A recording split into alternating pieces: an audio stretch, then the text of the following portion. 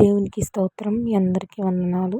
ఈరోజు దేవుని వాక్యం సామెతలు 15వ అధ్యాయం 33వ వచనం.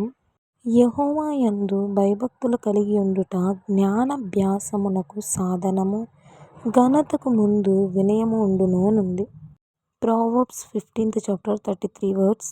The fear of the Lord is the instruction of wisdom, and before honor is humility. ఈ వాక్యంలో రెండు గొప్ప ఆత్మీయ సంగతులు ఉన్నాయి. ఒకటి భయభక్తులు కలిగి ఉండుట, రెండు జ్ఞానాభ్యాసము. యెహోవా యందు భయభక్తులు కలిగి ఉండుట అంటే, భయభక్తులు అంటే ఇవి ఒకరిని చూసినప్పుడు కలిగే భయం వల్ల వచ్చేది కాదు, గౌరవంతో కూడిన భయభక్తులు. ఆయన చిత్తానికి లోబడి ఆయన ఆజ్ఞల్ని పాటించేవారు జ్ఞానాన్ని పొందుకుంటారు. దేవుడికి భయపడేవారు నిజాయితీగా జీవిస్తూ సరైన నిర్ణయాలు తీసుకుంటారు.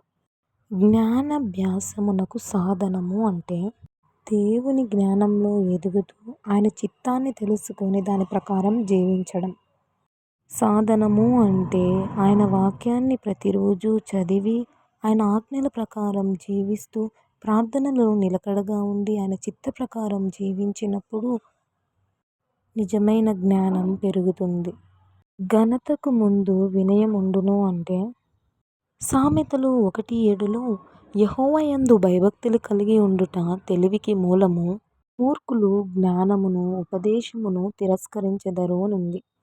ఘనతకు ముందు వినయం ఉండును అంటే, దేవుడు వినయంగా ఉన్న వారిని ప్రేమిస్తాడు, వారి దగ్గర నివాసం కూడా చేస్తాడు. యాకోబు 4:10లో ప్రభువు దృష్టికి మిమ్మును మీరు తగ్గించుకొనుడి, అప్పుడు ఆయన మిమ్మును హెచ్చించును అనుంది. తమ గొప్పతనాన్ని కాకుండా దేవుని మహిమని కోరుకునే వారిని దేవుడు సరైన సమయంలో హెచ్చిస్తాడు.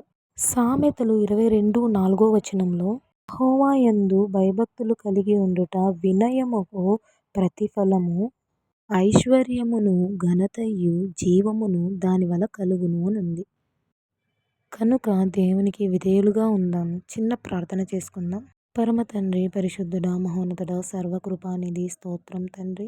ఈ వాక్యం ద్వారా మాతో మాట్లాడిన విధానం బట్టి కృతజ్ఞతలు ప్రభువా.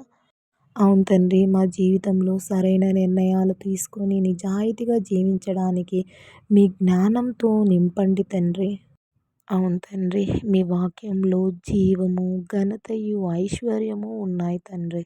ప్రతిరోజు వాక్యాన్ని చదివి ఆజ్ఞల్ని పాటించి మీ చిత్తానికి లోబడి వినయం కలిగి జీవించడానికి సహాయం దయచేయండి తండ్రి. ఇంకా ఎంతమంది రక్షణ పొందలేదు, రక్షణ పొందడానికి సహాయం దయచేయండి. రక్షణ పొందిన వాళ్ళు ఫలించి అభివృద్ధి చెందును గాక. ఈ వాక్యం ప్రతి ఒక్కరి హృదయంలో నీరు కట్టి ఫలింపచేయండి ప్రభువా. చిన్ని ప్రార్థన యేసుక్రీస్తు పరిశుద్ధ నామములో అడిగి వేడుకుంటున్నాను తండ్రి. ఆమేన్.